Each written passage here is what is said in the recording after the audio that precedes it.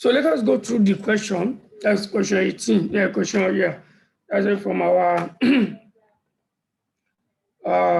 numbering. It should be question It should be 18 18. but it's 17. 17 here. So let's look at the requirements. Let's look at the requirements.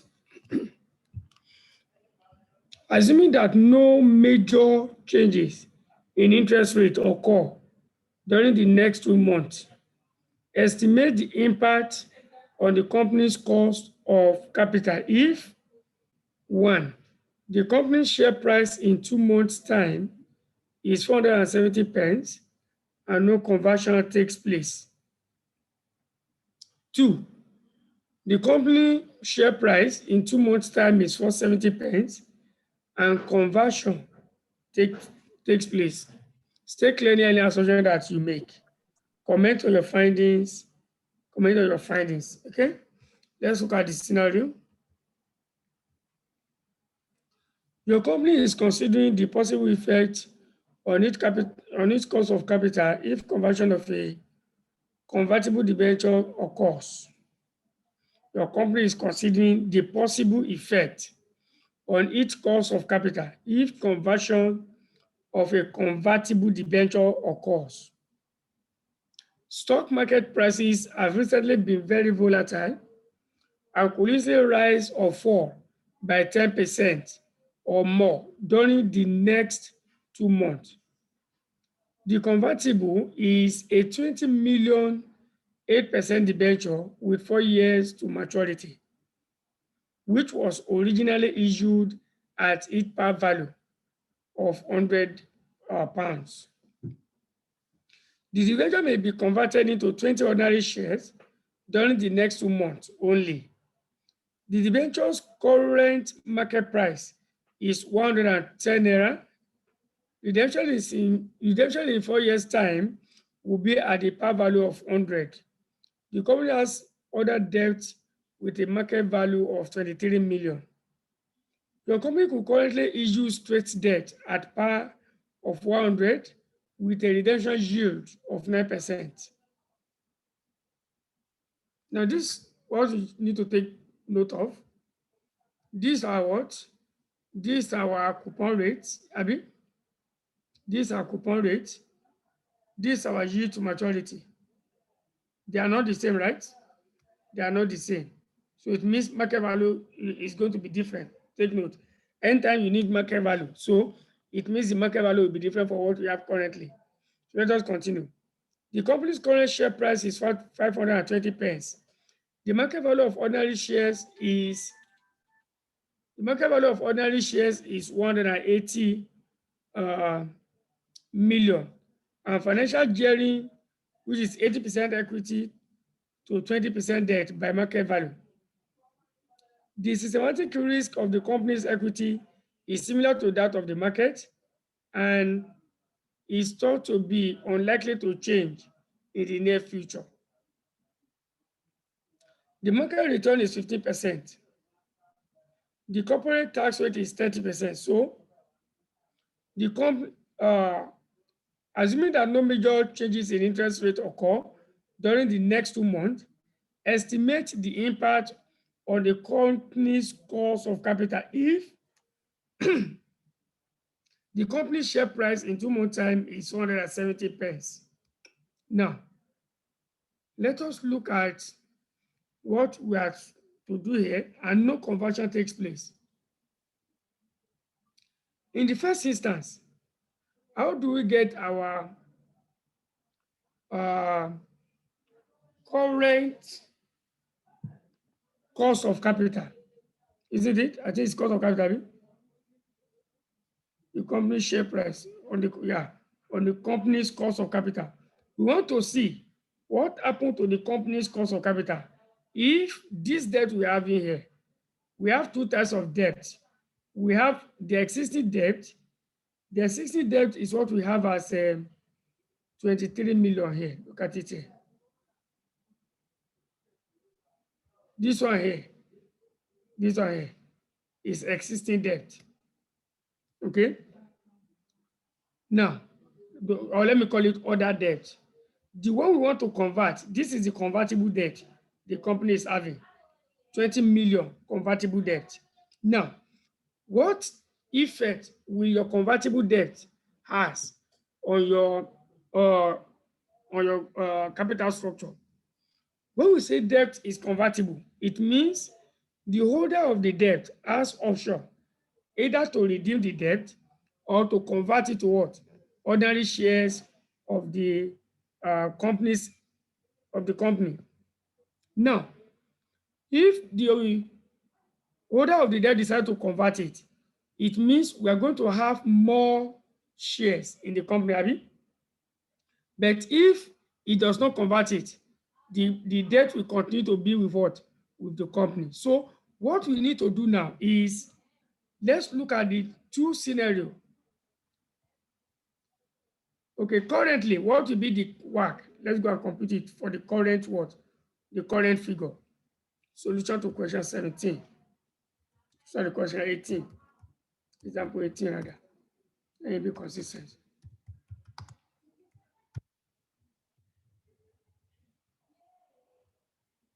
Example 18. Now, we want to see what? The effect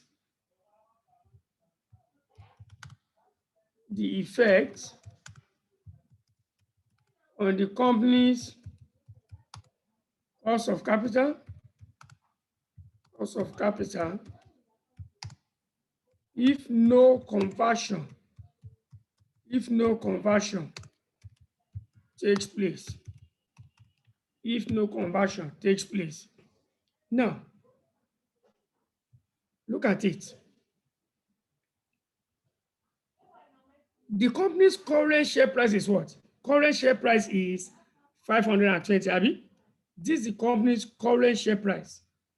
And then, of course, what is the share price in 2 months' time? The company share price in 2 months' time is 470. Of course, if the company share price is in 2 months' time is 470, so it is more likely that the debt holder will not convert because it will not favor the debt holder. Look at it. The current share price of 570. So 570, which is the current price, is higher than what? 470, which is the share price in what? In 2 months' time. So conversion, there will not be conversion. So if there is no conversion, what will be the share price? What will be the market value of the company share in 2 months' time? What will be the market price of the shares? Look at what we are going to have. Current share price. Current share price is 570. Share price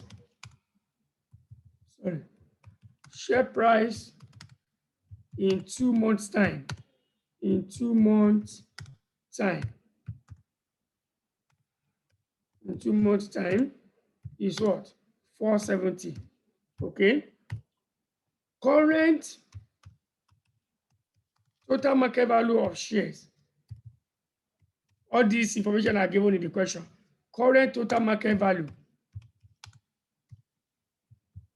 Market value of shares.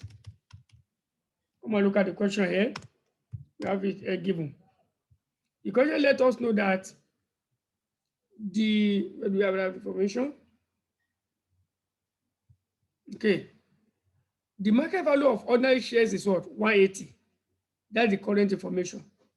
Okay. The market value of ordinary shares is 180. So what do I need to do? This 180 million. 180 million. Now you see that the current share price, which is market price per share, and the market price per share in 2 months' time are not the same. Therefore, the market price of the total market value of the company share in 2 months' time will not be the same. You need to what?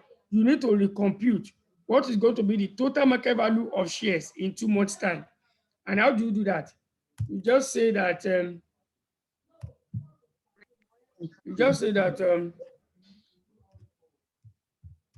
total value of shares in 2 months time, in 2 months time.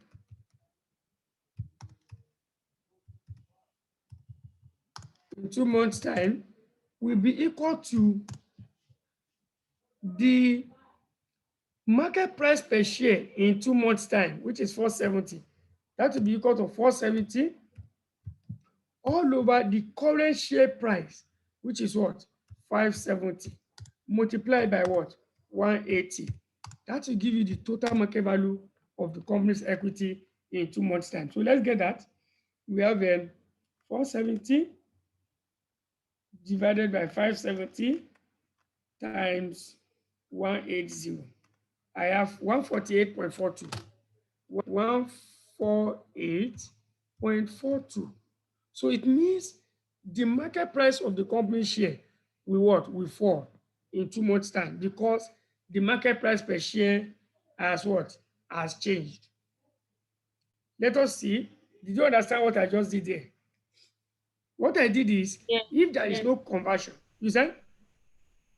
Yes, I understand, sir. Okay, what about Mrs. Chiwe? Did you understand what I did there? No, sir. Okay. Let me go back to that question and show you.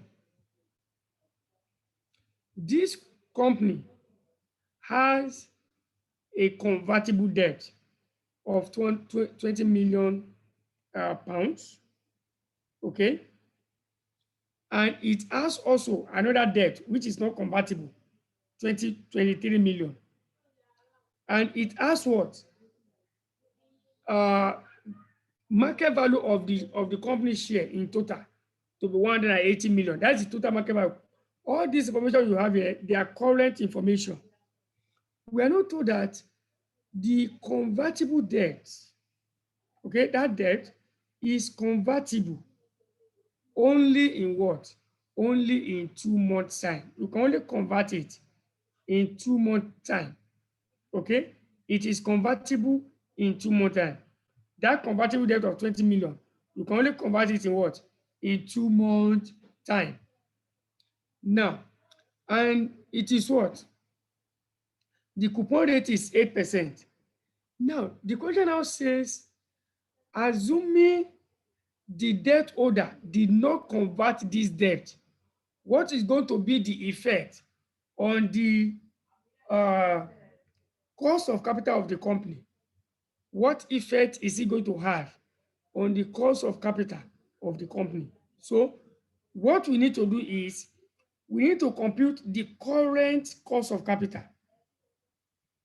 Then we now compute again the cost of capital of the company if the convertible debt is not what? Is not converted. So if the convertible debt is not converted, it means we need to compute current market value of the company, of the company's debt, which is going to be what? Addition of the current price of the 20 million convertible debt plus the what? The second debt, which is 23 million, which we already have the market value. Okay? We use that information to compute our current WACC. Then we now recognize what is going to be the WACC if the what? The debt is not converted in 2 months time. Now, how do we do that? For us to do that now, we look at the current share price is what? 520. That is market price per share. The MPS currently is 570. And in 2 months time, the MPS is going to be what? Is going to be 470.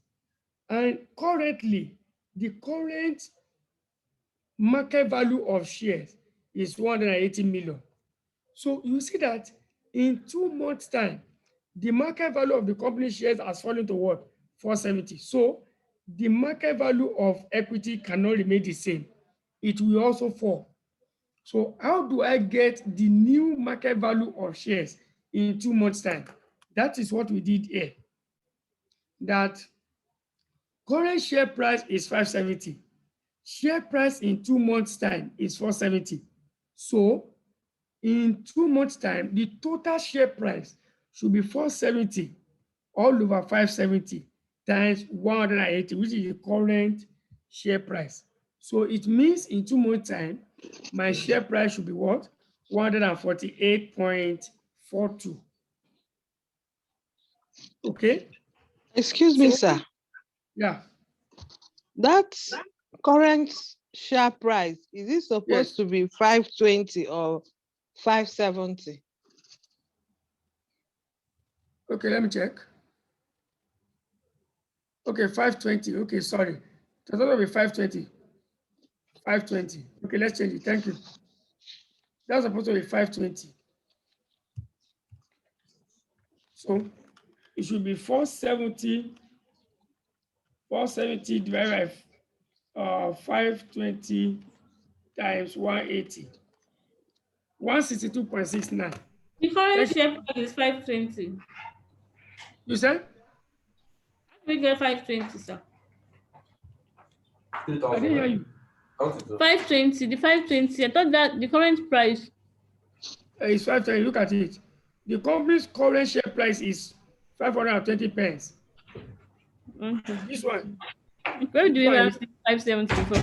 Okay, sir. Fine. so it was already 520, not 570. 70, okay. So we're going to have what?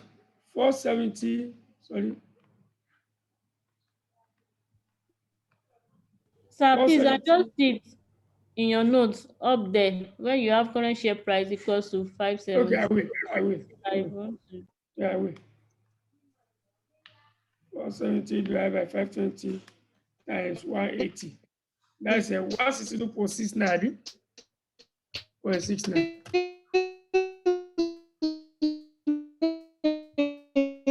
So that's how we get. That is going to be. That's going to be the share price, the total market value of the company share, if there is no conversion in 2 months' time. Okay. Now we need to find the market value of what? Market value of debt.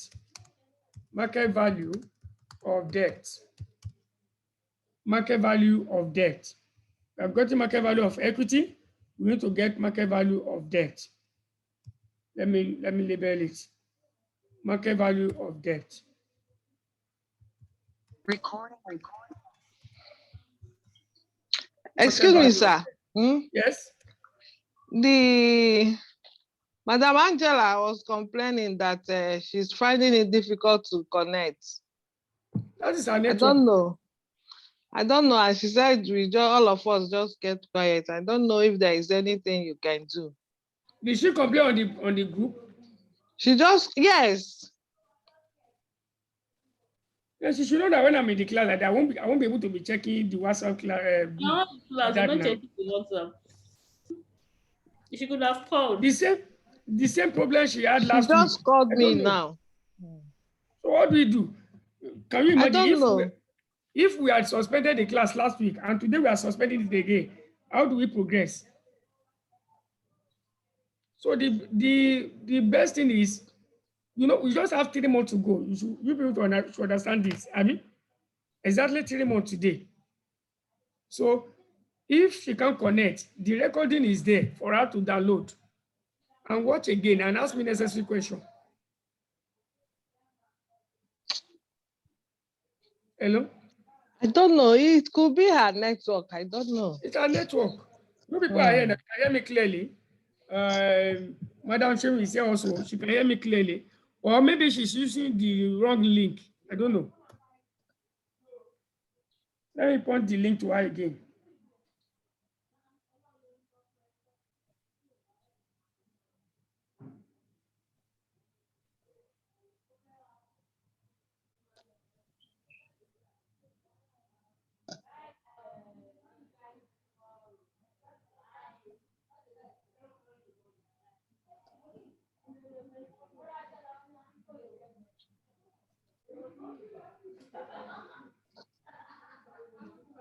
So I've chatted her up. Let her join. Let her use the. Maybe she was using the wrong link. She should try this out. You see, that's the more reason why we need to join at least 5 minutes ahead of the class. We should try to join so that all these issues will have been resolved. You understand? I joined this class 15 minutes to the class. I just joined, I left my screen like that. When Mrs. Sheung joined, you saw me in the class already, Nabi. So that if you have network problem, you can address it before the class commences. So that we don't waste time. Okay, sir. I wanted to ask another question. How we got Okay. the 470? Yeah, it's in the requirement. That one is in the requirement. Look at it. Do you have your note with you? Yes, sir. Look at it. Okay, Assuming okay, that no major okay. The requirement. So in 2 months time, the share price has fallen to 470. Okay. That's the reason why the market value of 180 will have to change. Do you understand? Since the Yes, market sir. value per share has changed, the total market value can no longer be 180. It will have to fall. And that was the reason it fell to what? 162.69. That's clear. Okay, Abi? sir. Yes, sir. Now, what about market value of debt? Let's see. Let's say our market value of debt. Because we have 2 debts there, Abi. One convertible and the other one is what? Is not convertible. So the one that is convertible is 20 million. 20 million convertible debt. And the coupon rate is what? Is 10, what? Is 8%. We're going to say that the debenture's current market price is what? 110. That's the current market price of this 20 million debenture, isn't it? So if there is no conversion, this is what we're going to have. Market value, or let me just call it value of convertible debenture,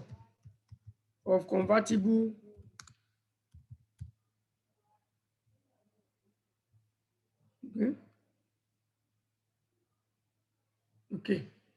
Market value of convertible debenture will be equal to, we have 20 million, Abi, and the nominal value is what? 100, isn't it? And we have the total market value per unit to be what? To be 110. So let's say, what do we have there? 20 over 100 times 110 will give me what? 22. Did you get the same thing?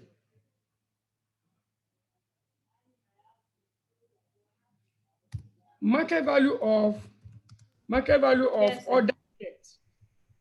other debt.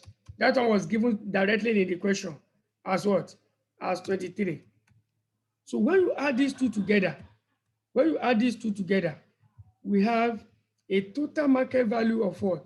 Of debt of 45. Total market value of debt is 45. Okay, that's the total market value of debt. Now, if this is the total market value of debt, what will now be our WACC? What will be our cost of capital?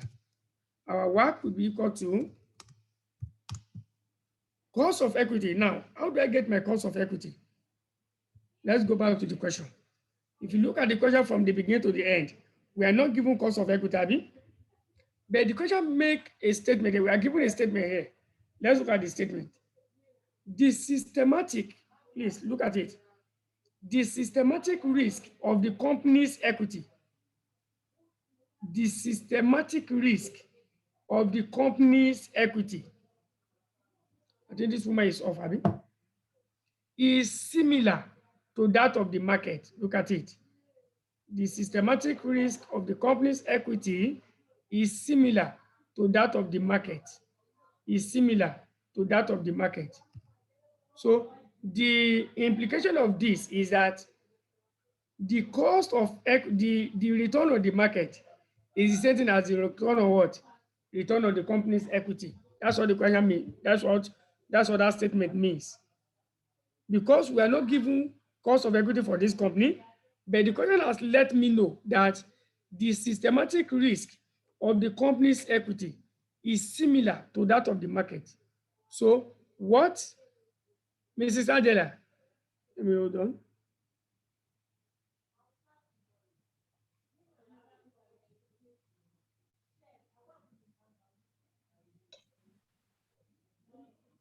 Mrs. Angela, you're welcome. I think you are using the wrong link, right? Or I that don't the know. case- It's the same link I use. Oh, maybe that was your network then. Sorry about that. Sorry about that.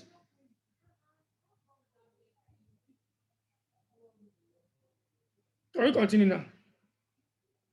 So you can say the systematic risk of the company's equity is similar to that of the market. Anytime you hear you are given this kind of statement, it means that the market return is the same thing as the company's cost of equity. That's what it means. Please take note. Anytime you hear this kind of statement, what it means is that the market return is the same thing as the company's cost of equity. So it means my cost of equity is what? Is 50%. And what is my cost of debt? Look at it. Your company could currently issue straight debt at par of 100 with a redemption yield of what? 9%. So my cost of debt is 9%. I can now compute my WACC. I can compute my WACC. So let's see. WACC is cost of equity, 15%, multiplied by market value of equity, which is what? 162.69 all over 160. Excuse me, small. Yeah, I can hear you. I can hear you. I'm listening. And where did you people start now? Let me join you people. Don't know where you people start. It's question 18. That was the only question left that we have not solved. Huh? Question 18, the last question. The last question on cost of capital. The last question on cost of capital. So we have plus cost of debt, which is 9%. Just adjust it for what? For tax. 1 minus tax rate. What's our tax rate? I'm just use it directly. What's the tax rate? The tax rate is where do we have that information? 30%. Tax rate is 30%. So we have 1 minus 0.3 all over 162.69. 162.69 plus 45. So our WACC will be equal to, let's multiply 15 times 162.69. That is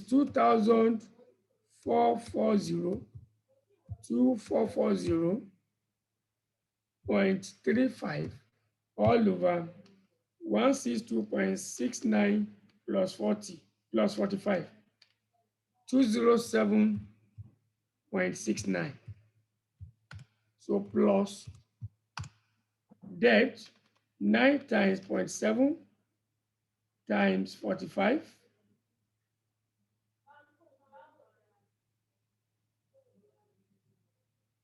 Am I correct? Oh, okay. I've not multiplied by 45 here. Times 45. That gives me 283.5. 283.5. So I have plus 283.5 all over 207.69. So WACC will be equal to 2440.35 divided by 207.69. That's 11.75% plus 283.5 divided by 207.69. 1.37. 1.37%. So we have our work to be equal to 11.75 plus 1.37. That is 13.12%. So if there is no conversion, the work of the company will be 13.12%. Mrs. Angela, your hands is up. Do you have a question?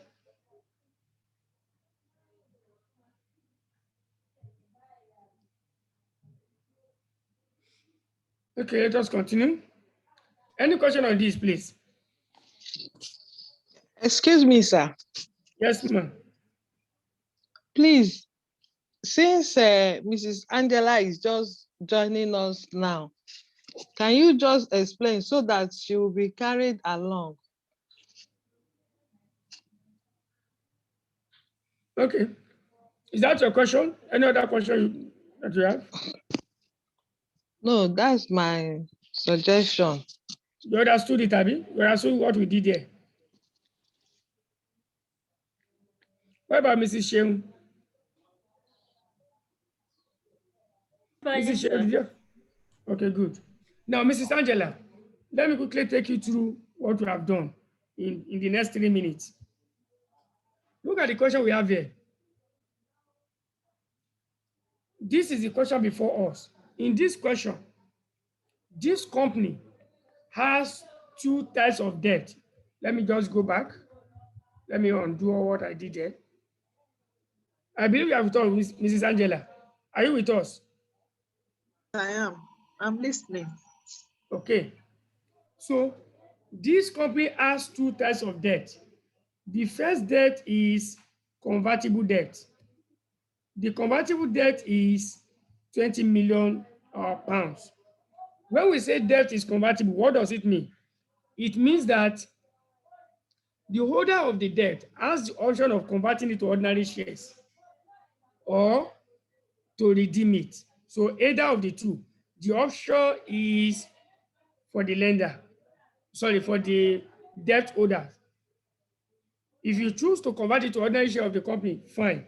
If you choose to redeem it, fine. Now, the convertible debt has 8% debenture. That is, the coupon rate is what? The coupon rate is 8% for the convertible debt. And it is what? It is convertible in 2 months time. You can only convert it in what? In 2 months time. So that's the first debt. 20 million debt. It is a convertible debt. It is convertible in 2 months time, and the coupon is 8%. The second debt is not convertible, so they just call it other debt. The market value of that other debt is 23 million. That's what we have here, is 23 million. Okay, that is the information of the debt of the company. Okay, that's the information of the debt of the company. Now, the company now tells us that that same debenture, that's the convertible debenture, can be converted to what? 20 ordinary shares during the next 2 months. If you want to convert the debt, you can convert it to ordinary shares, and it means that 100 nominal value of debt will be converted to what? 20 ordinary shares. And that same convertible debenture has a current market price of what? Of 110. Okay, it has a current market value of 110. Now, the company now gave us information on the company's equity, that the company's equity, the share price is what? Of the share price of the company is currently 520 pence. That is the market price per share. This one here represents the market price per share currently. And the total market value of share is what? Is 180. So don't misinterpret it. The first one is what? Market price per share is 520 pence. Pence is like our own kobo here. Okay, pence is to pounds, the way kobo is to naira. So when I say 520 pence, is it as saying 520 kobo? Okay. So the share price, market price per share is 520, but the total market value of share is what? 180 million.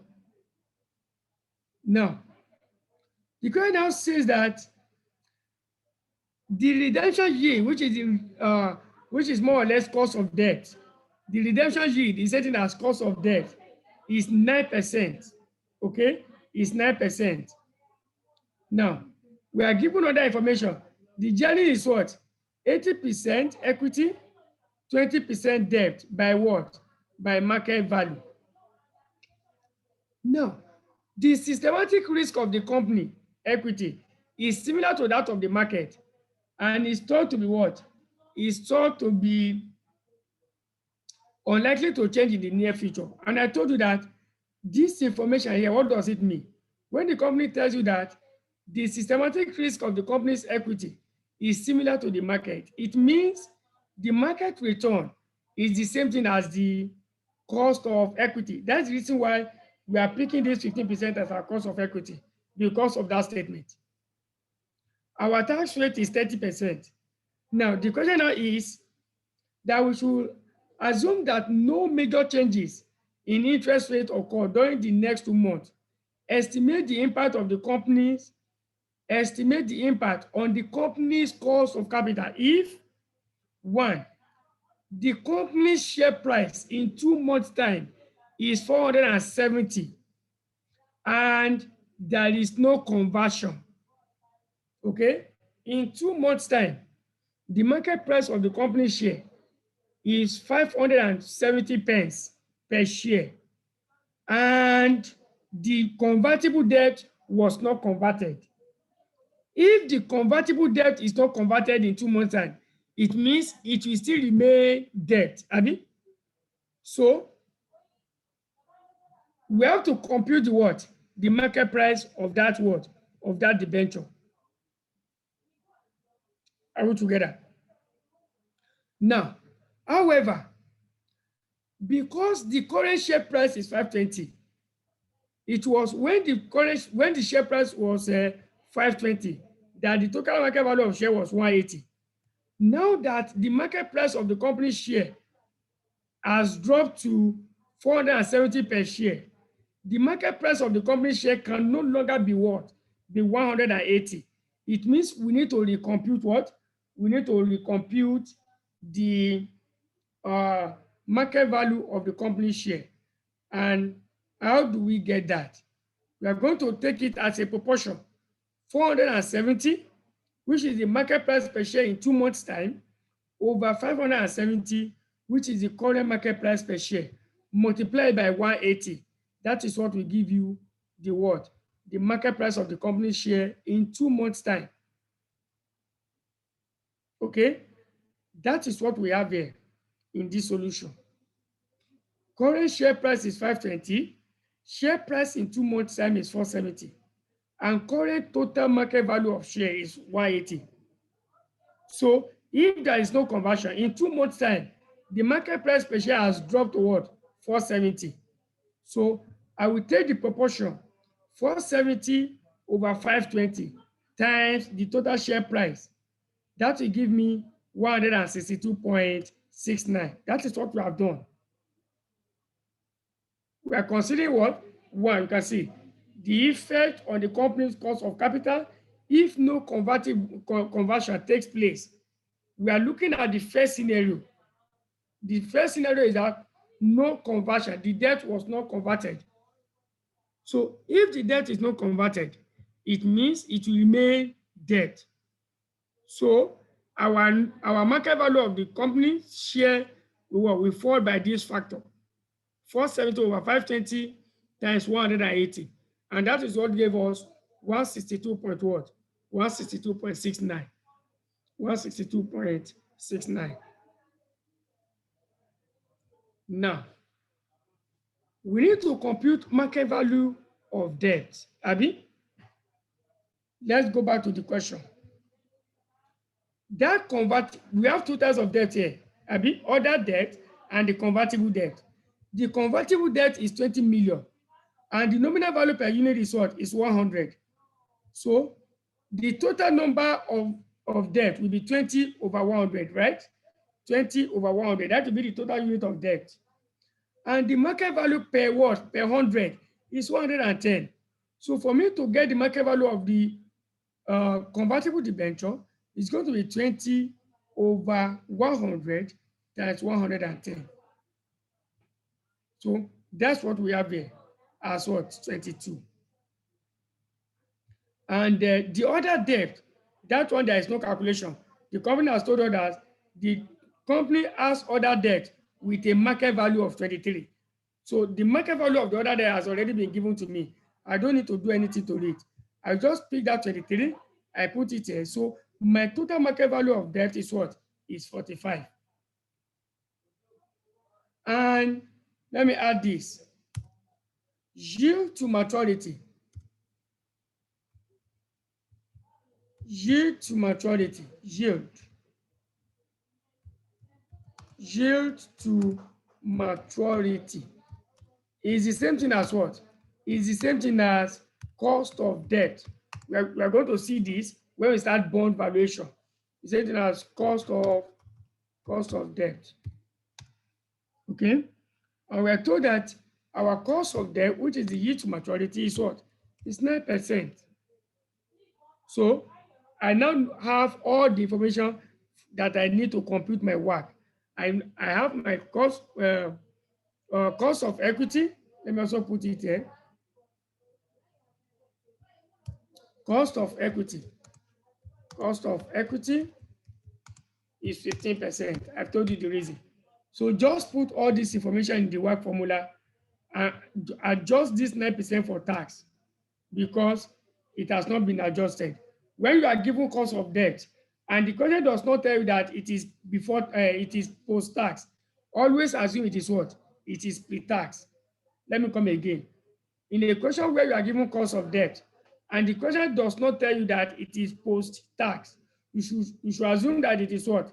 It is pre-tax. So when you are computing your work, you need to adjust that cost of debt for what? For tax. So that is how we got our work of 30.12%. That is if there is no conversion. Mrs. Angela, did you understand this? Yes, sir. Okay, thank you. Now, the second scenario, that is if conversion takes place. If conversion takes place.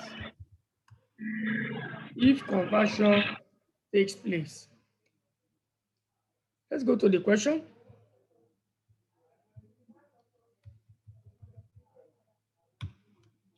Now, if conversion takes place, you have been told, look at it, you have been told that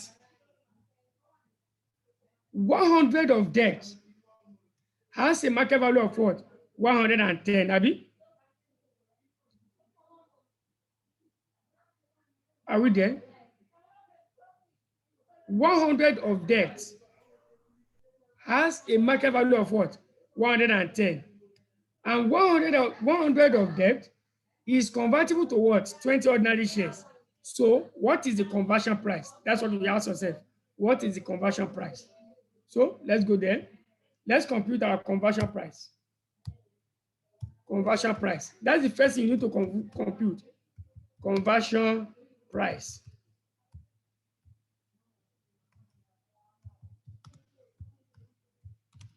Conversion price. The conversion price will be computed as follows. I mean, put this one in bold format.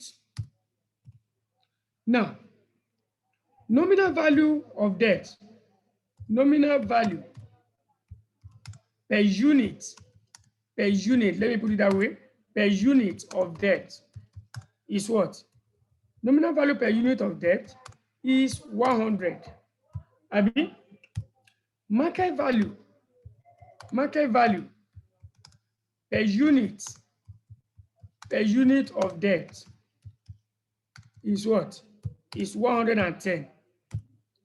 And then number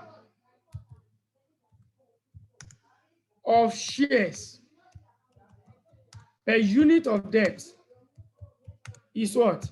Is 20.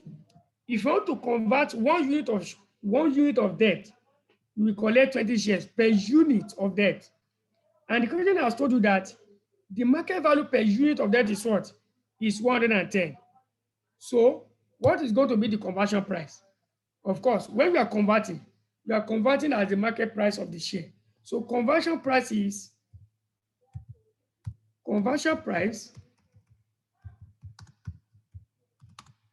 equal to market value per unit of debt all over number of shares per unit of debt. Number of shares per unit of debt. So that's going to be what? That's going to be 110 over what? Over 20.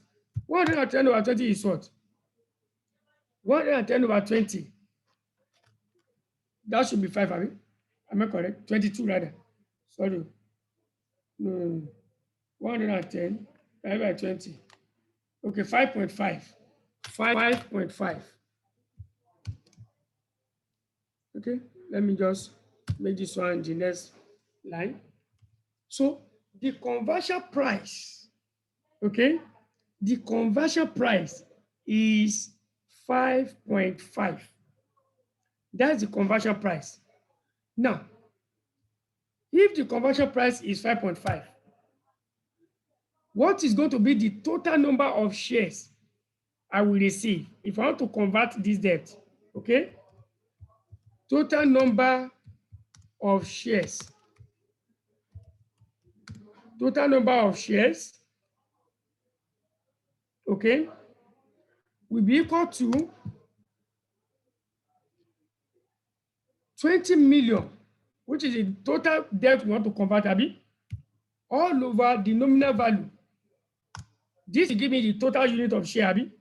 Please, let's get it clear. The total, okay, maybe I should write it in millions so that you understand. 20 million, this is the total nominal value of debt, Abi. And nominal value per unit of debt is what? 100. This will give me the total unit of debt, right? This will give me the total unit of debt. And I know that for 1 unit of debt, I will collect how many shares? I will collect 20. So how many shares will I collect in total? That will be 20 million all over 100 times 20. That is what? 4 million shares. 4 million. 4 million shares. I will collect 4 million shares. Now, the 4 million shares I collect, will be valued at what? Don't forget, this is the conversion price, Abi. This is the conversion price here. This is the conversion price. This is the number of shares I will collect. So what is the total? The total value of shares I will collect will be what? Total value of shares will be equal to number of shares to be collected, which is 4 million, times the conversion price, which is what? 5.5. So 5.55 times 4 is 22 million. 22 million pounds, not shares, so 22 million pounds. Okay, I started using data from more, Abi. So no problem. That is the total value of shares I will what? I will collect. And don't forget, we have existing share.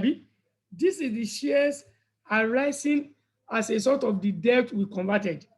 The moment we convert this debt, we don't longer have that debt. We will only be having what?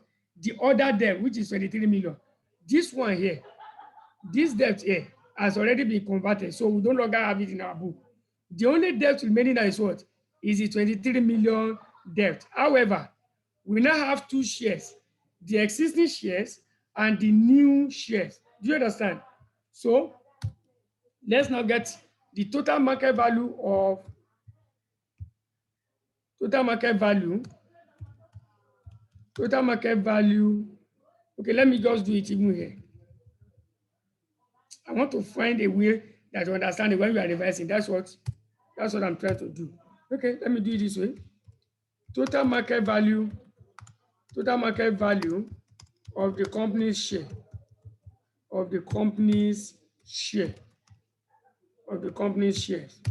So we have for the existing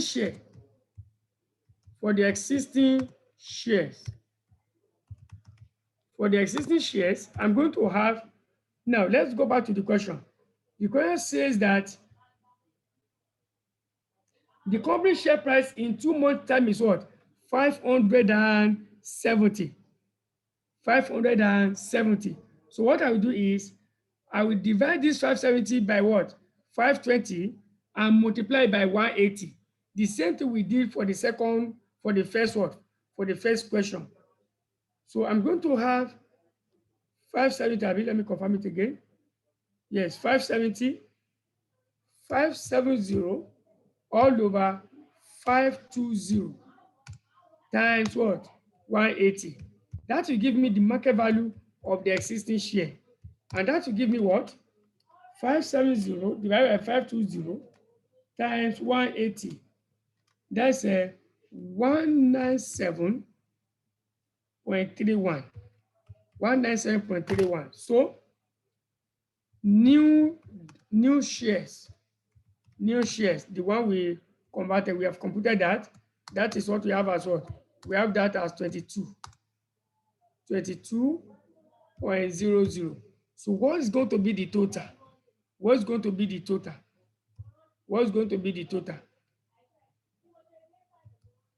So the total will be 197.31 plus 22.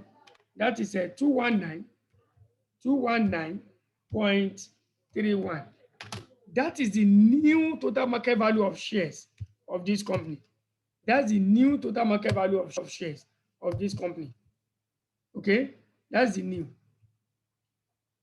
Now, what's the total market value of debt? Market value of debt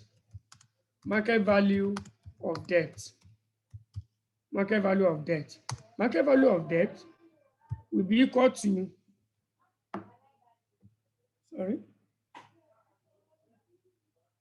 market value of debt will be equal to only the what? Only the other debt that will be left, which is 23 million.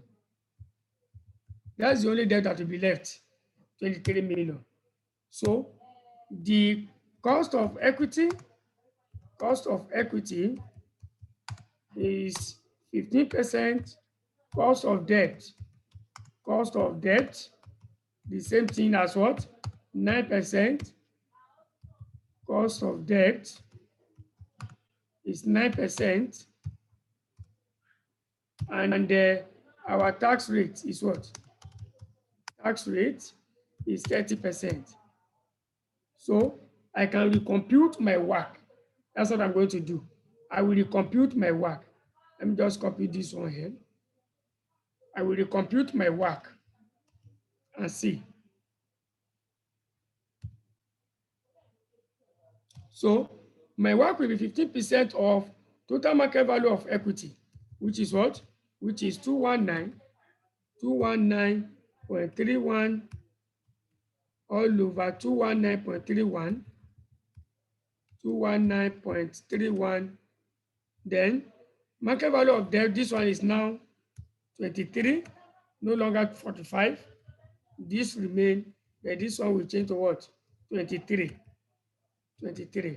So we have 219.31 And we have this one as what? 23. That's all. Work will be equal to, now let's compute. 15 times 219.31, that is 3289.65, all over 219.31 plus 23, 242.31 plus 9 times 0.7 times 23, 144.9, all over 242.31. So what do we have as our work? Work is 3289.65 divided by 242.31. That is 13.6, 13.6%, 13.6% plus 144.9 divided by 242.31, 0.6%, 0.6%. So add these two together, we have our work to be equal to 13.6 plus 0.6. That's 14.2%.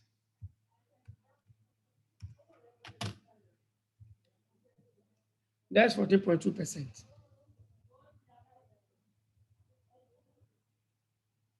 So, what's the effect? The effect here is, let me go back to that question. No change in interest rates occur during the next 2 months. Estimate the impact on the company's cost of capital if the company's share price in 2 months' time is 470 pence and no conversion takes place. Okay. Now, if there is no conversion,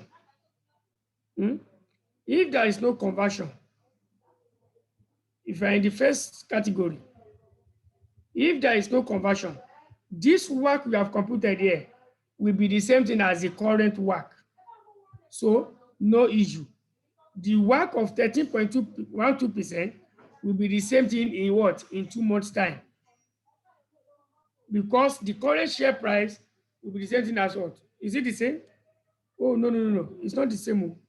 Let me see. I don't think it's going to be the same. The current share price is 180. So what I'm going to do is to do, they can't be the same. Let's compute current work. The current work is a work that is independent of what I've done here. So let's see that. Current work, before we can conclude. They can't be the same. Current work.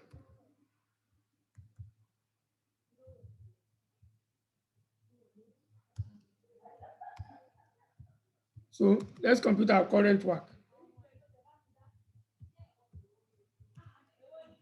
Now, our current value of equity is what? Current value of equity. Current value of equity is 180. We are looking at current situation now. We are not looking at Roman figure 1, Roman figure 2.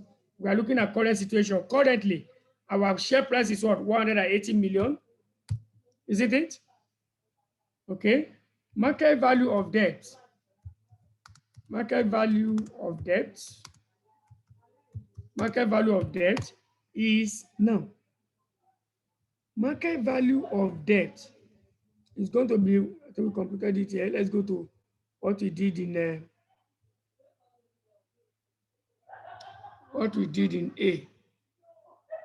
That's our A. Okay, what we did in A. Now, this is our market value of debt. This is our current market value of debt. Let me just put it there. Let me copy it and paste. This is the current market value of debt. Okay? Current market value of debt presently will be the same thing as current market value of debt in 2 months' time. But market value of equity will not change. It's 180. So our work, okay, cost of equity. Let me put that as well. Cost of equity is equal to 15%. Cost of debt is equal to 9%, and our tax rate is equal to 30%. So we can compute our work again. We can compute current work.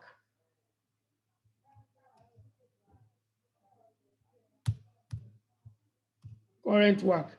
15%, our equity is what? Our equity is 180. Equity is 180. Debt is what? Debt is 45, right? Debt is 45. Debt is 45. Equity is 180. Debt is 45. So we can now recompute this as 15 times 180. That is a 2,700. This will be 2,700 all over 180 plus 45. That's 225. 2,700 over 225. So what about here? We have 9 times 0.7 times 45. 283.5. 283.5 all over 225. 225. So what do we have? 2,700 divided by 225. Will give me 12. This give me 12. And then 283.5 divided by 225 will give me 1.26. 1.26. So 1.26 plus 12, 13.3%. 13.3%. 13.3%. So in order to make our work easier, we can tabulate our result. Let's tabulate. It's not compulsory to tabulate. I just want to make it neater. That's why I'm tabulating. Okay, let me tabulate. Now, let me put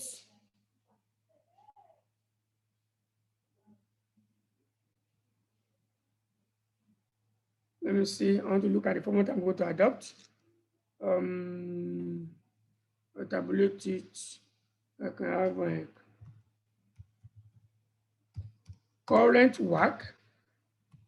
Okay, work without conversion, work with no conversion, and work with what? Work with conversion, work with conversion. So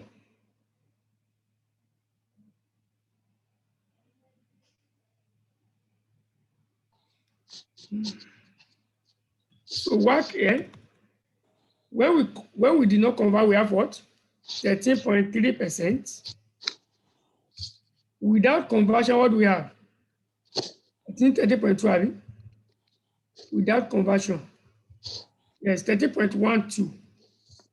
Without conversion is 13.12, 31.12%, and with conversion is 14.2%. So what will be our conclusion here? We can conclude here that if the company, if the debenture was not converted, then the current work is expected to be marginally the same, okay, with the work in 2 months' time if there is no conversion. However, if there is conversion, the work of the company will change from 13.3% to what? To 14.2%. So that will be the summary of what I expected to do. Now the question says, state any assumption that you make. My assumption, which I've already given you up there, my assumption is that market return is the same as the equity return of the company. That's the assumption the question wants you to make. And that is the end of that question. Look at it very well and let me know if there is any problem. So by this, and I've told you, you can see that all these questions look technical. The questions 16, 17, 18 are technical questions. And I've told you they are likely examination questions. So please take them seriously. Excuse me, sir. Yes, ma'am. This calculation of work is Which of supposed to them? be the Which of work. them? This last one now. It's Okay, supposed to be 180 instead of 10. Yeah, okay. there. Yes. Yeah, 180, yeah. I think we use 180 now, Abi? Yes, sir. Okay, thank you. You don't understand what we did there now, perfectly. Yes, sir. Mrs. Angela. I have a question, so please. Oh, yeah, I have ask a your question. I'm with My you. Ask your question is this computation of work. Okay. 180 over 180 plus 45 plus 9%. Why is this 9% plus? I thought. Okay, let me clear your market value of equity plus market value. Let me clear your doubt. Let me clear your issue. It's from the way I typed it. That's why. Okay. Let me clear your issue here. What is the work formula? Work formula is market value of equity. Sorry, cost of equity times market value of equity. All the market value of equity plus what? Market value of debt. Abi? Yes. Plus cost of debt, 1 minus tax rate, times market value of debt. All the market value of equity plus market value of debt. Okay. I was thinking that 9% will be a denominator. Supposed to be a numerator. It's numerator now. So okay. It's the numerator here. Okay. Then another question I have is, I joined late. This the last question, part C of No, I went back. To solve it. Okay, continue. I can hear you. I'm listening. We see part of question 17. Did you solve it? I think I was told that we have concluded question 17. No, the C part of it, we didn't do it. We stopped it's true, sir. Effective cost of debt, computation of effective cost of, that was where we stopped. And I have a question there too. Please, could you go back to computation of effective cost of debt we did last? Okay, the computation we did last, have you? It's effective cost of debt. That's question 17. This one. Is it the B part or the A part? No, the B part, B. Effective cost of debt. Effective, okay. Yes. Okay, here. No, No. Sit down, Abi. down, down. The last. The last.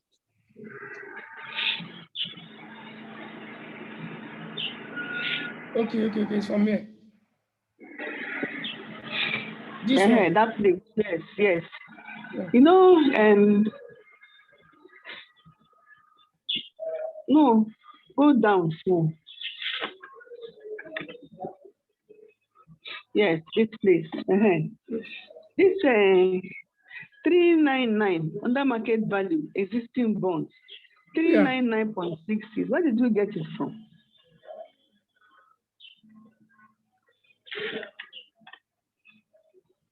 $399. Yes. 0.66. I think we calculated the. We got the 395. Oh, that's typographical error. It's typographical error.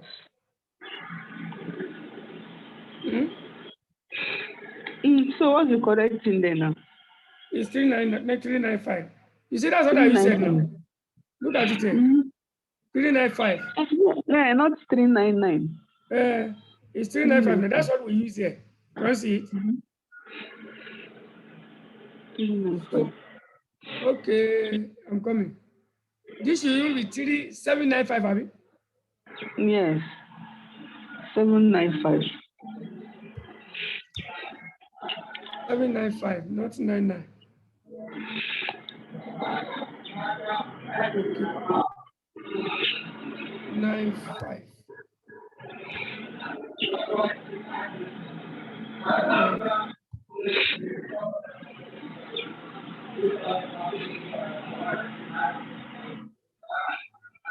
So what's our effective cost of debt now? 28 over 795, Abi. 6 times 100. Okay, 3.52. We still have 3.52% too. Yes. So that 5 is still significant anyway. Yeah, I'm happy with all this question you're asking. It means that you are going through what you have done. That's why you're able to put all this typographical this thing. So thank you. Thank you so much. Any other question? Mrs. Sheung, can I listen to you? Yes, sir. Are you fine? Any question? For now, I think I'm fine. Okay, Mrs. Chinwenko, what about you? Are you very fine? Yes. Yes, sir. All right, thank you. No. Is that question Madam Angela was asking you about? The last question, the C part of it. Okay. You know, you said you would do it today. You know what I'm going to do? Can you just permit me to type that question and send to you so that because you know it's purely theory, Abi? Okay, but you can just explain it to us. Yes, I will, but I will not type because of time. You understand? I'll just explain it. Explain it. I'll send this thing to you. Okay, sir. Let's go to that. Let's go to discuss the relative and the advantages and disadvantages of this mode of capital financing in the context of the company's financial objective. Now, what mode of financing are we talking about here? We are talking about debt finance, Abi? Debt finance. Now, this company want to what? Want to raise debt, isn't it? And the existing debt is 400. Why the new debt the company want to raise is what? I think we calculated it to be what? Was it also 400? Let me see. Let me go and see our calculation. The debt we want to raise. I know we wanted to redeem. Okay, is this one? Okay, the debt is also 400 million, right? Now, they're not saying What the question we just want you to explain there is, what is the relative advantages and disadvantages of what? Of using debt. Because what's the mode of financing? The mode of financing is debt, Abi. So if you can now say, explain the relative advantages and disadvantages of this mode of finance, what the question wants you to explain is what advantages is available to debt financing and what are the associated disadvantages. Now, what advantages can you identify? Number one is the fact that debt is what? Debt is cheaper than equity. True or false? Debt is cheaper than equity because you are saving tax as a sort of what? Interest payment. You are saving tax as a sort of what? Interest payment. Number two is the fact that when you use debt to finance your operation, you are not diluting your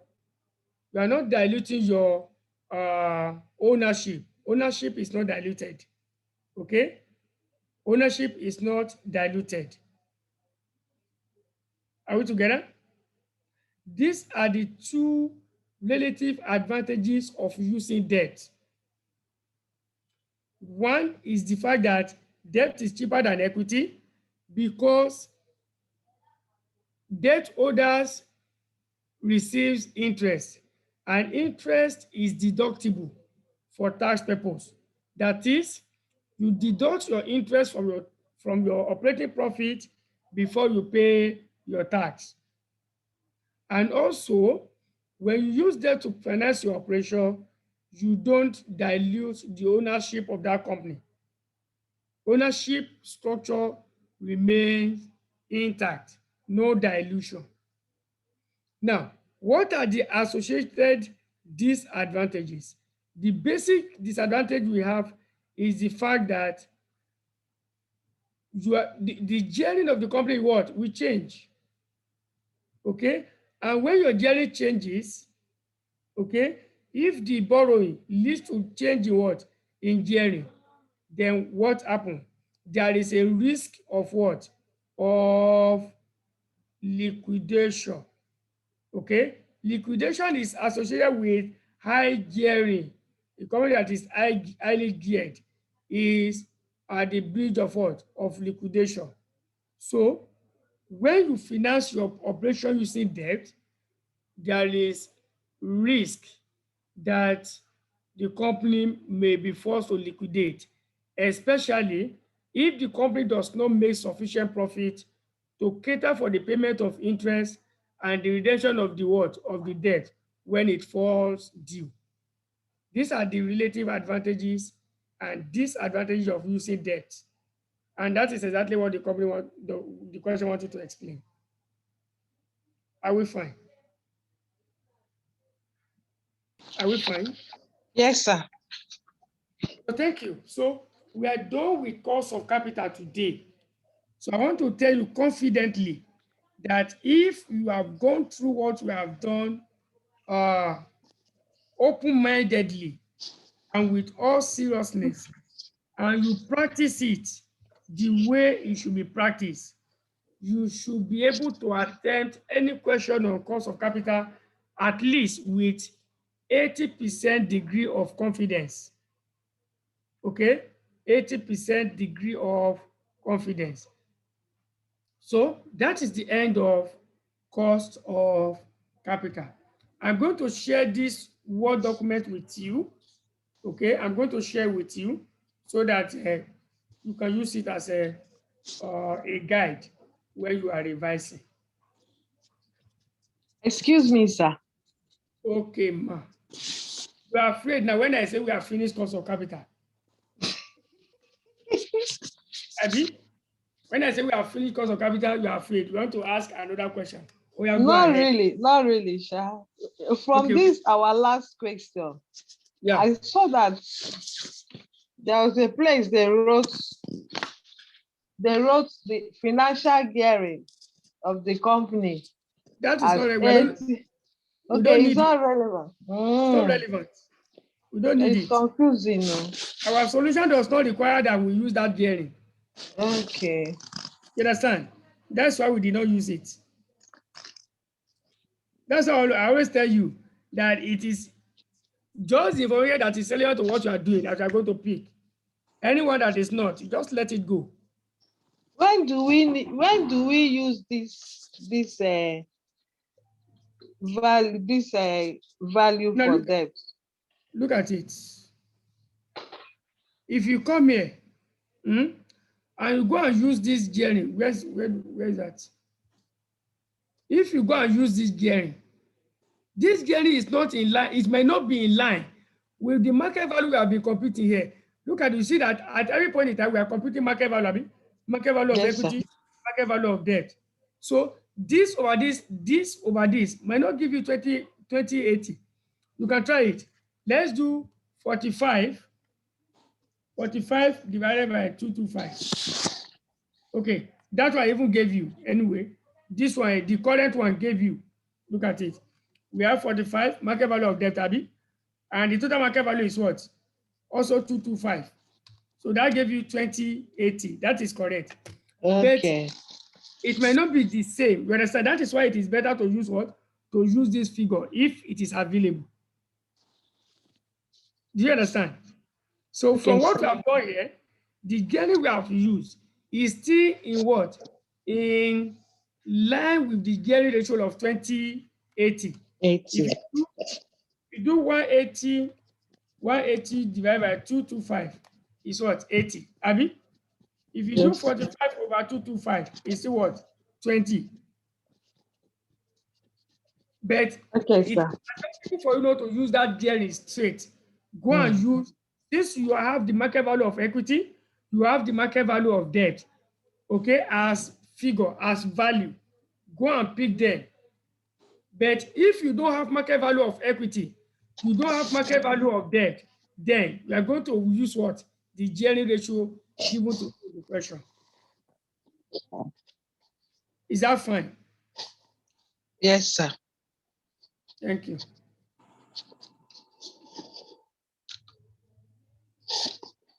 So I'll stop sharing my screen now. Our next topic is capital structure theory. Capital structure theory. Now, am I off? Can you see my screen? Can you see my screen? No, we can't see your screen, sir. No, okay. Let me reshare.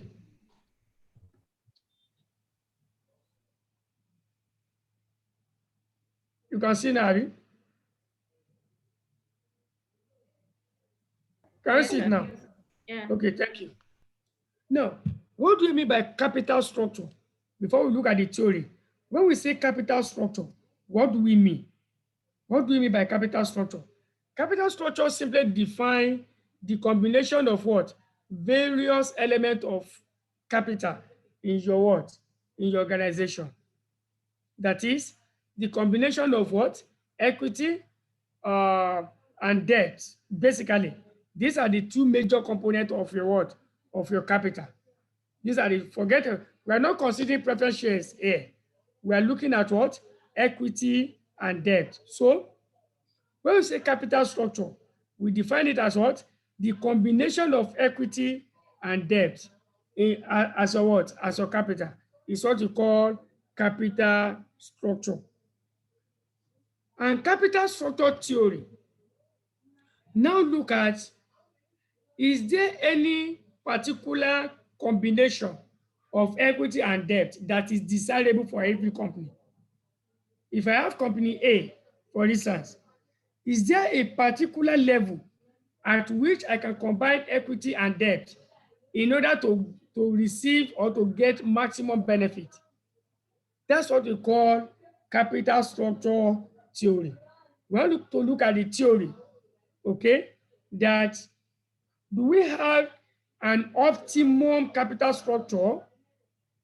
Meaning that do we have a combination of equity and debt that will give us the maximum amount of benefit.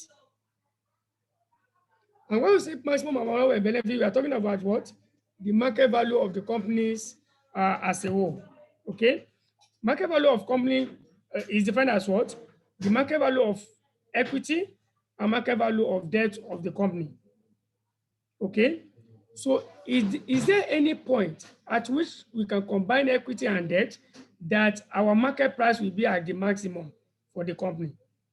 That is what we call capital structure theory.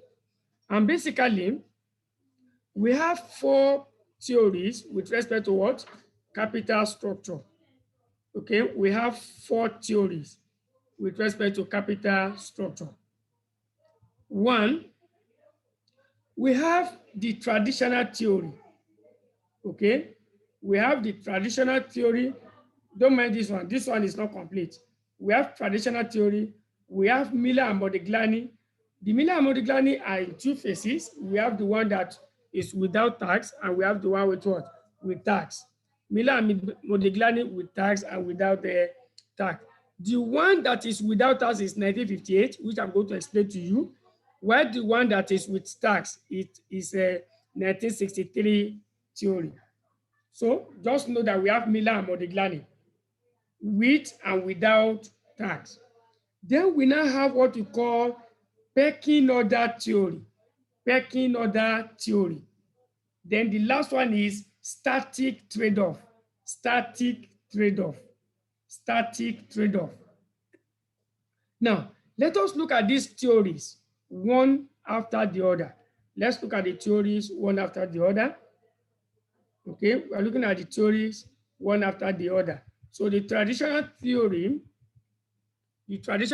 of capital structure.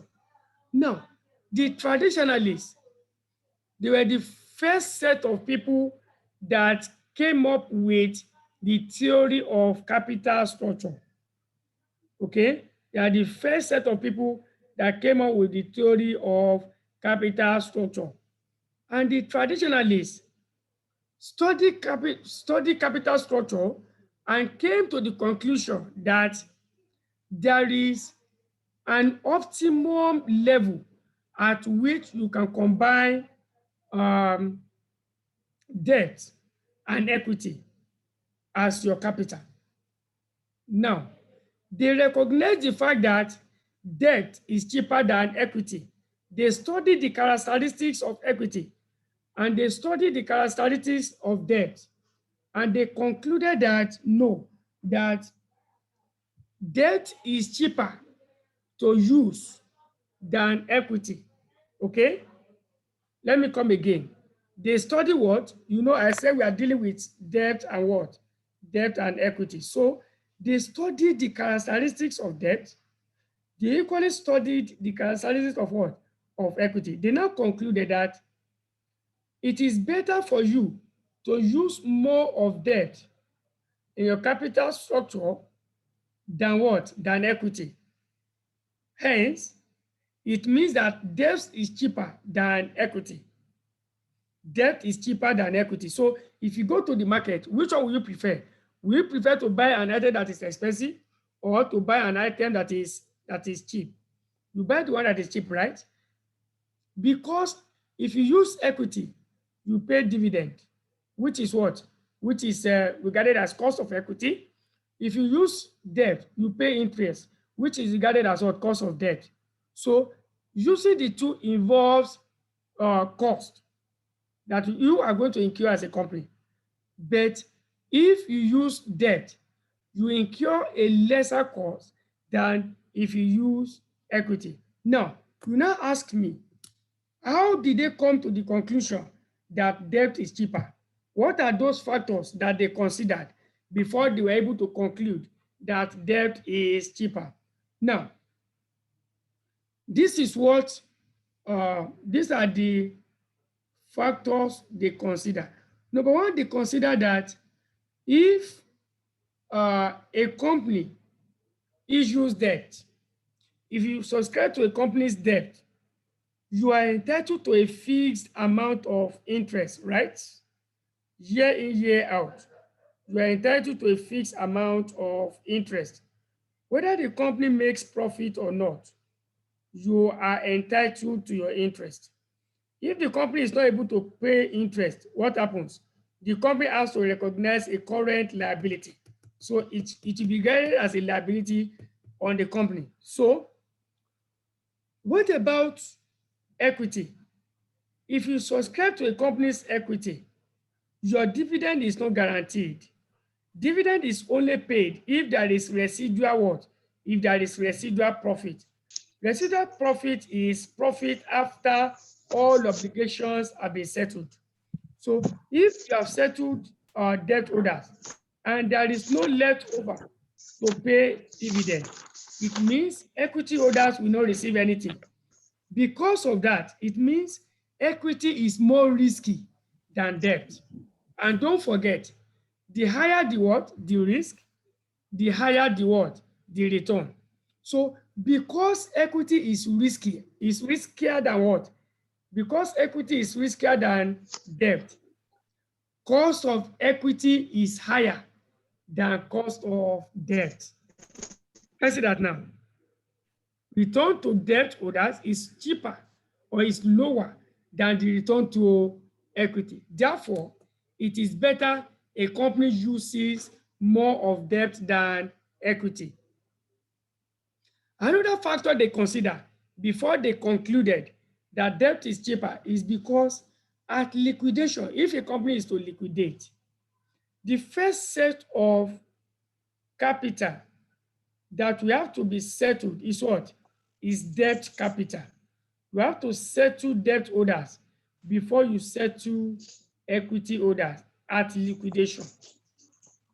So it means debt holders are ranked in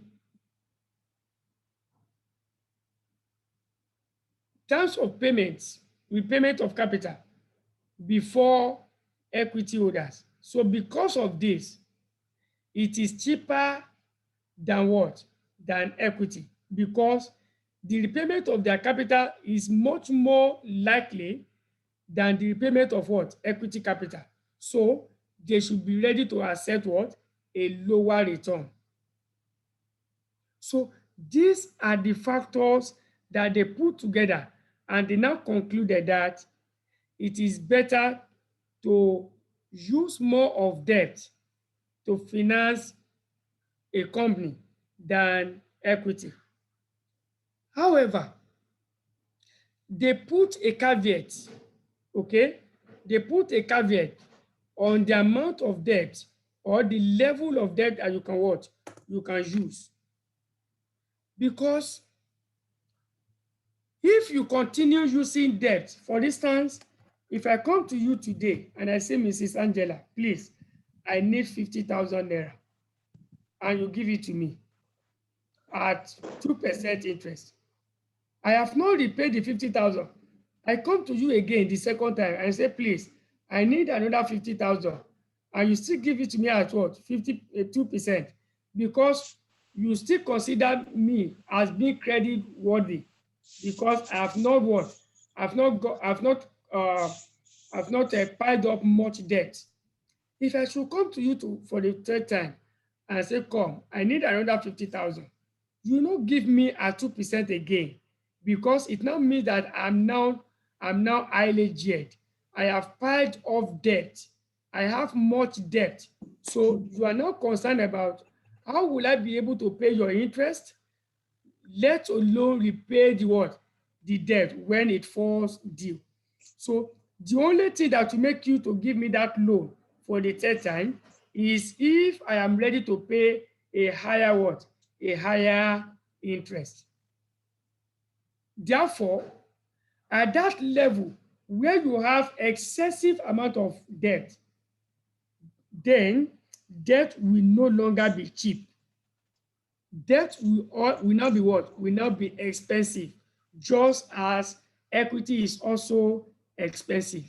So they explain this using the diagram. Let's see the diagram. Look at this diagram here. Look at this diagram here. The X-axis represents your gearing level, while the Y-axis of the diagram represents the cost of capital. Now, the first curve you have there is cost of equity. The middle curve is what? The weighted average cost of capital, while the last one at the bottom represent the cost of debt. Now, when you have a company that is not having debt, a company that is not having debt is regarded as an ungeared company or an unlevered company, or you simply refer to the company as an all-equity financed company. Okay? So if a company is not having debt, the gearing will be what? 0. A company that is not having debt cannot have a gearing ratio. So the gearing will be 0 because there is no debt. In that case, what will be the WACC? What will be the cost of capital of the company? When you trace the what? This is what I'm saying here. Let me see whether I can highlight it. So at this point, sorry, let me go back. So that is our gearing, Abi. That's 0. I highlighted is our gearing. So trace it up. When you trace this up, when you trace it up this way, look at it. Look at where my line stops. Where does it stop? Look at it here. Sorry, let me undo this. Let me redo it.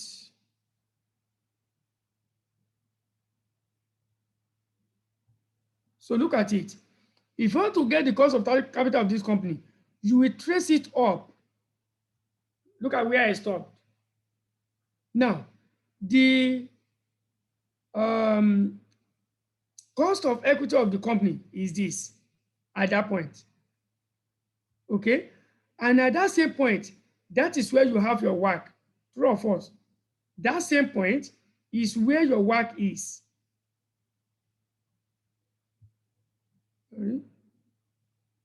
Look at my WACC here.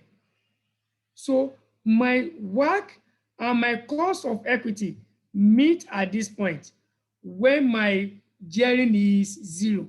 What does that mean?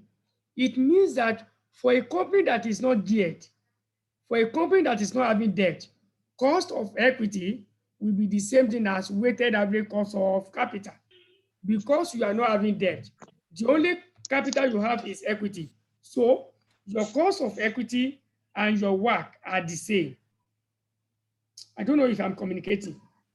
Am I communicating at all? Am I communicating, please?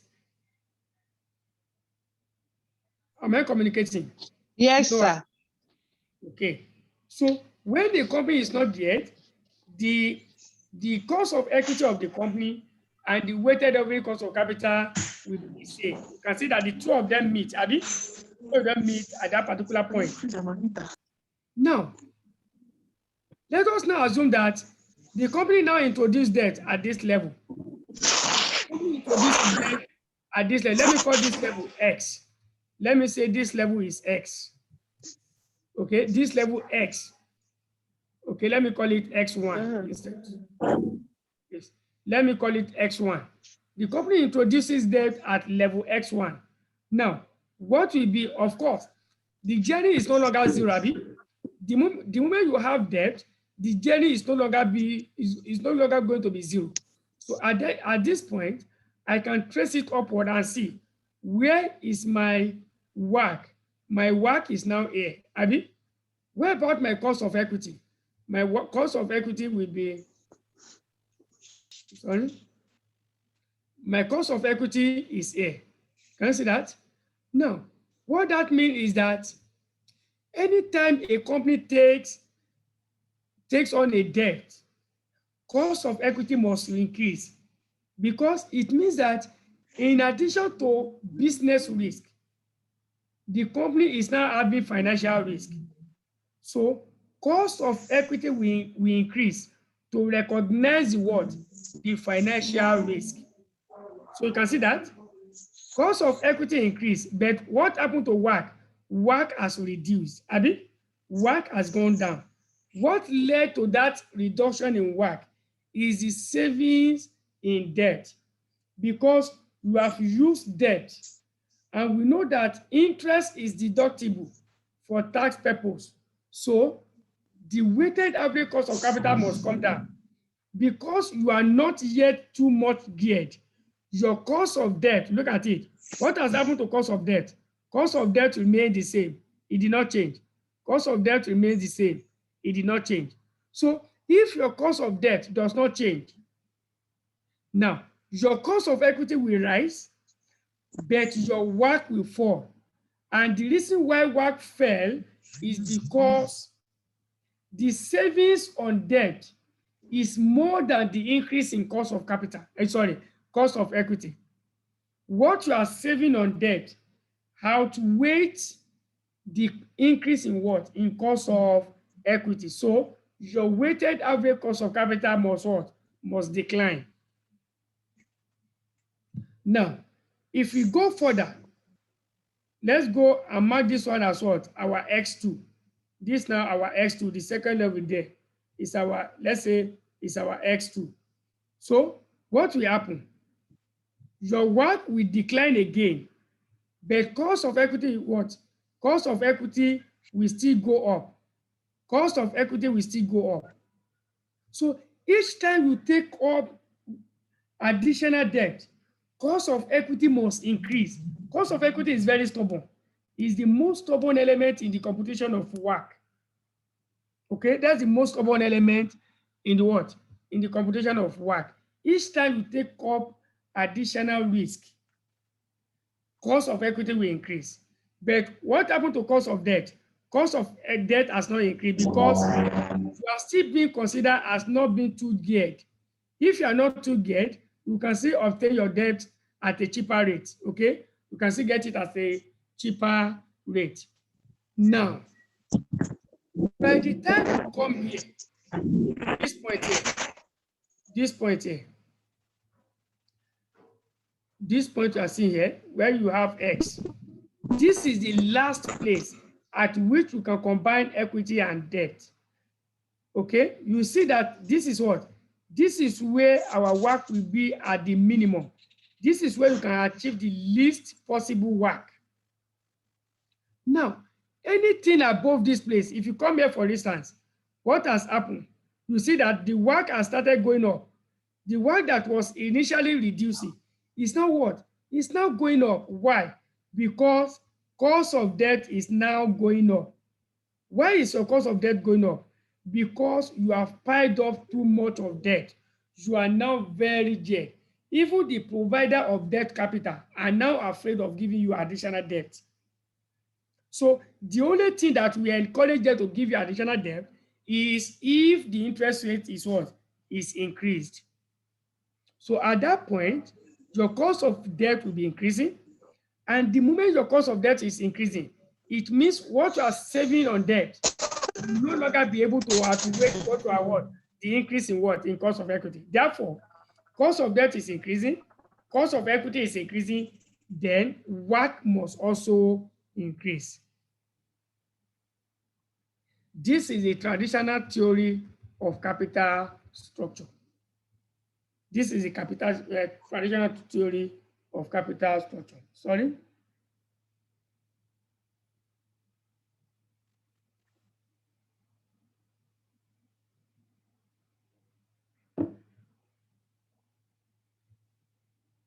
I believe this is understood.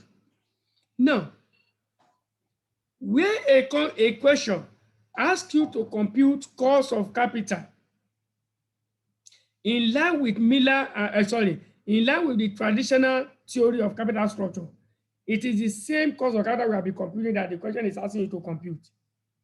Now, another thing I want to explain to you here is the relationship between WACC and market value. Let me see if I can draw something here so that you can see clearly what I'm trying to do. Let us see the relationship between what? Between WACC and the market value of the company. Excuse me.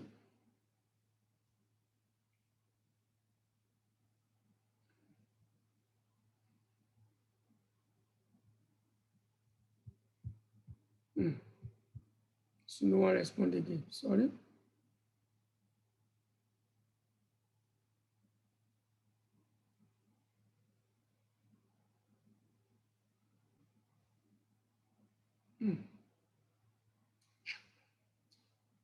Okay, I know what to do. Let me do this first.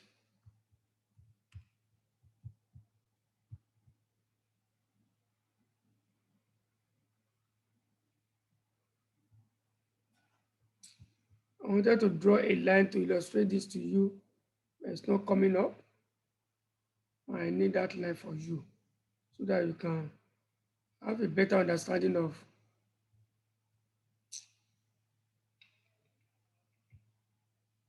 sorry.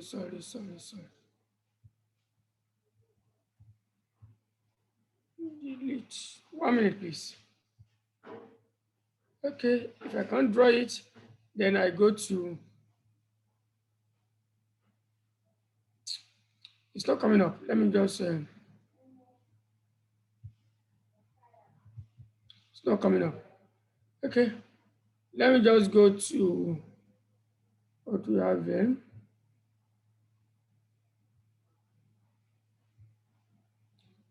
Let me scroll down to where I have that diagram. I just wanted to be showing the two at the same time. This is what I wanted to draw. Now, the relationship between work and market value of the company is that where your weighted average cost of capital is reducing, the market value of the company will be what? Will be increasing. Why? I believe that should not be explained to you at this point. When you use a higher discount rate to discount your cash flow, what happened to the present value? The present value will be lower, abi? But when you reduce the discount rate, what happened to the present value? The present value will go up, isn't it? Meaning that the higher the discount rate, the lower the present value. The lower the discount rate, the higher the what? The higher the present value. And since the market value of a company is determined by discounting the cash flow by using what? Using the WACC. When you discount cash flow associated with a company using weighted average cost of capital, you get the market value of the company. So if the cash flow you are discounting, you are using a higher WACC, then the cash flow will reduce. Sorry, the present value will reduce. But if the cash flow you are discounting using a lower discount rate, the present value will what? Will increase. So that is how we came to conclusion that when you have a higher WACC, the market value of the company will be what? Will be reducing. But when your WACC is reducing, the market value of the company will be what? Will be increasing. So initially, we said when the company is not yet, the WACC will what? Will be at the minimum. Sorry, the WACC will be reducing when you are having little debt. So as you are increasing your debt, the WACC will be reducing until you get to a point that you are now what? You are now very debt, and the WACC will start increasing. So at that point where your WACC is reducing, your market value will be going up. Your market value will be going up. Your market value will be going up until you get to where you have the minimum possible WACC. At that point where you have the minimum possible WACC, any attempt to increase debt beyond that level will lead to what? A reduction in market value. So when your WACC is increasing, your market value will now be what? Will now be reducing. That is the traditional theory of market of capital structure. And what are the assumptions of this what? Of this theory? The assumption is that number one,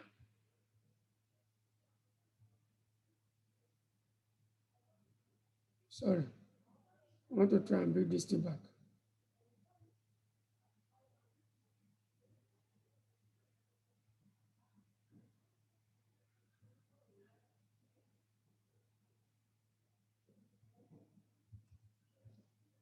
Okay, let's continue. I don't know.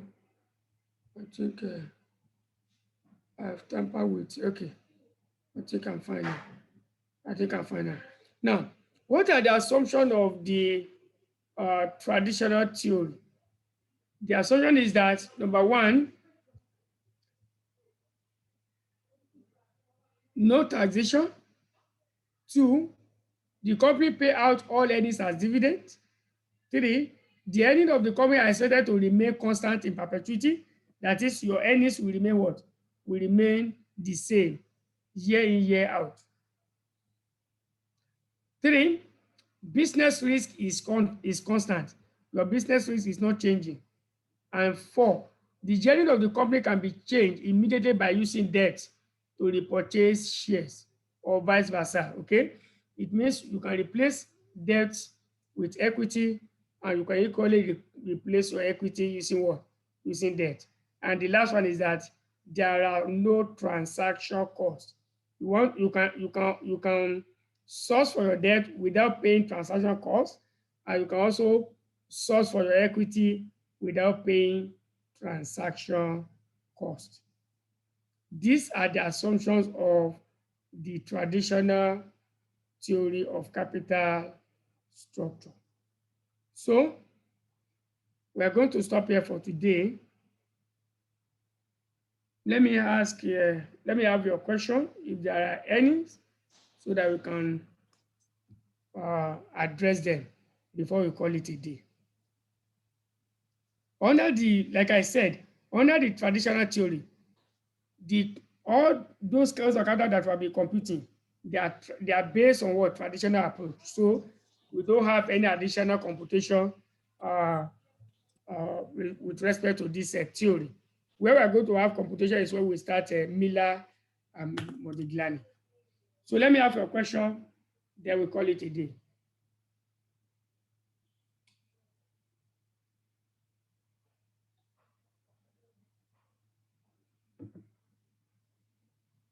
Any question? Any question? No question, right? Okay. For now. For now, yes, I know. I know that will be a question now. But ensure you ask your question real time, okay? So that you don't pile it up. You understand? Yes. Ask your question real time.